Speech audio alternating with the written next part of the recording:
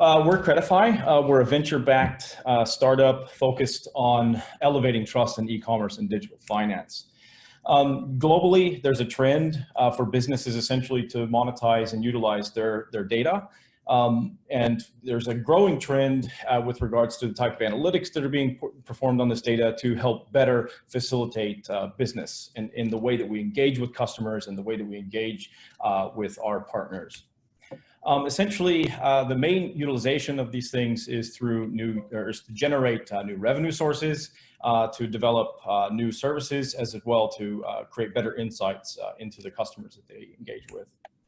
But the problem with this is that there's a growing distrust in the world as to how their people's data is being used. I think recently Facebook is the biggest example that we can reference to say that there was a massive data leak and people are growing very wary of how their data is being used, even though it's being largely monetized. And Facebook can be viewed as one of the largest data monetization platforms in the world. And we also live in this world of ecosystems. So there's this trend to where, single companies are generating more and more information on users. But the issue with this is that these pieces of data essentially are fragmented across platforms. And there's no way really to easily port those across because you face essentially problems with regards to legal problems as well as just logistics problems in the technology side. But what if we could actually take this information and get a more holistic view of a user, but in a way that is completely cognizant and aware of how that user and their perception of how their data is being used. Essentially, there's huge benefits to this because if we can do this, we can offer better services and we can use sort of a one passport mechanism into getting into different services, which benefits all users greatly. And so what we have are two services that we're developing.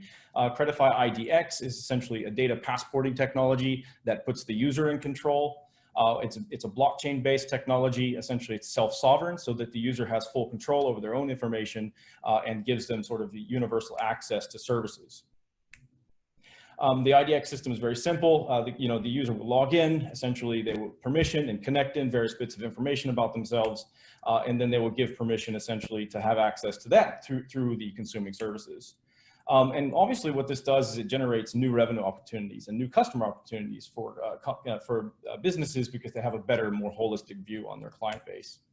And here's an example of one company they have 5 million users and essentially monetizing at a $3 million rate.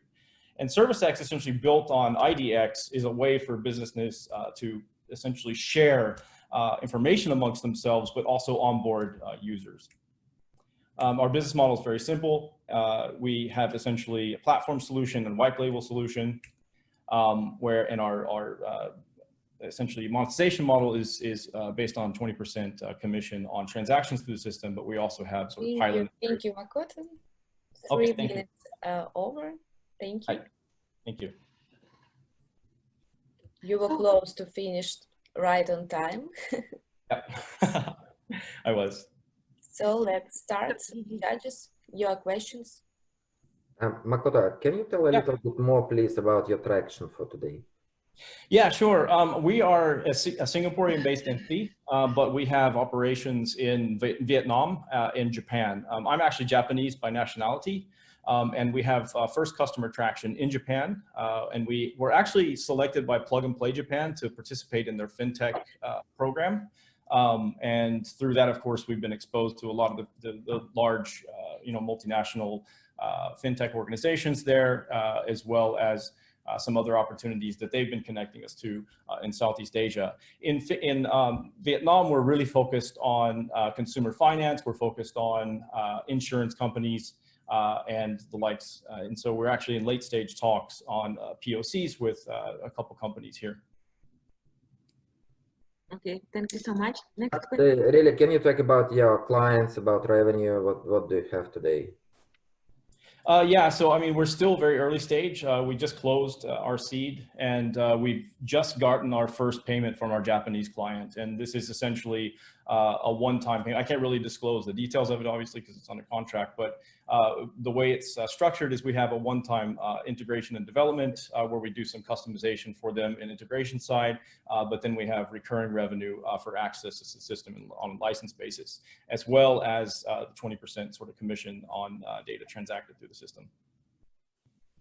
Thank you so much. So next question, please. Hi, Makoto. I have a question. Hi.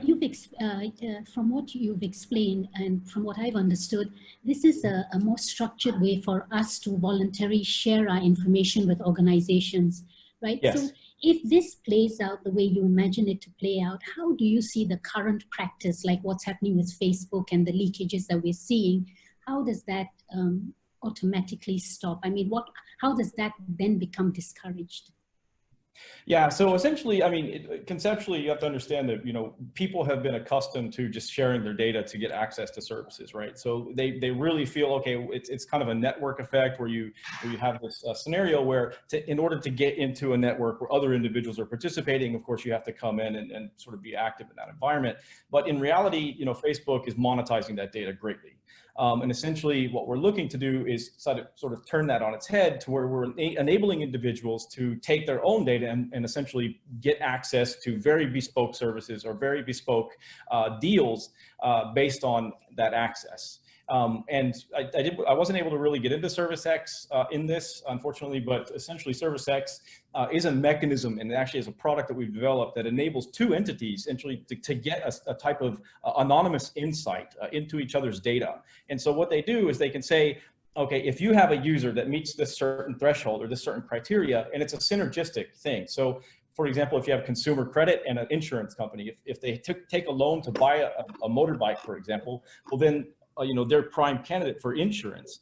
But the thing is that the consumer credit company has already taken that user through KYC. They've already done certain types of analytics on them from a risk perspective.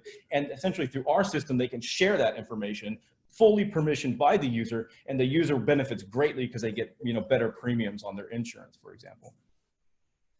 Thank you so much. Next question, please. Hi, Makoto. Hey, how are you?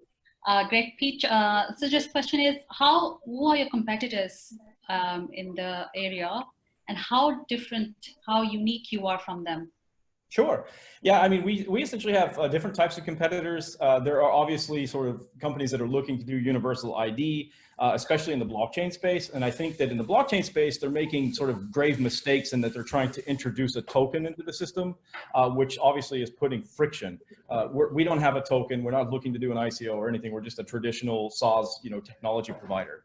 And so we have a great advantage over them in that. We also have a great advantage in the fact that we have an extensible backend, and we go through a permission system where service providers will connect in and then provide their latent data in our system. So you can imagine right now, for example, that banks have to go through KYC process, and these sort of contender banks are pulling in eKYC to provide these solutions. Well, what we're seeing is eKYC itself is getting expensive. And so essentially what we have the ability to do is unlock latent existing data within, you know, within companies that have already done the hard work for KYC, and they can monetize that and push that through the system. So those are kind of ways that we're competing. What I would say is, like in the data monetization space, of course, there are very large players. For example, even Salesforce has a back-end sort of data sharing system, and through acquisitions and whatnot that they've done. But these are all not, you know, they're not done with user permission in mind, right? These are all sort of just bulk data sharing systems where we're trying to put the user at the core of how their data is shared and how it's exposed. Sorry, did I miss that? Salesforce is one of your competitors, the market leaders. Did you say that? Well, I'm just saying that a lot of these large sort of conglomerate companies or these big platform companies have data sharing capabilities on the back end that they don't really advertise, but they're sort of services that they provide in conjunction with some of the analytic tools that they have.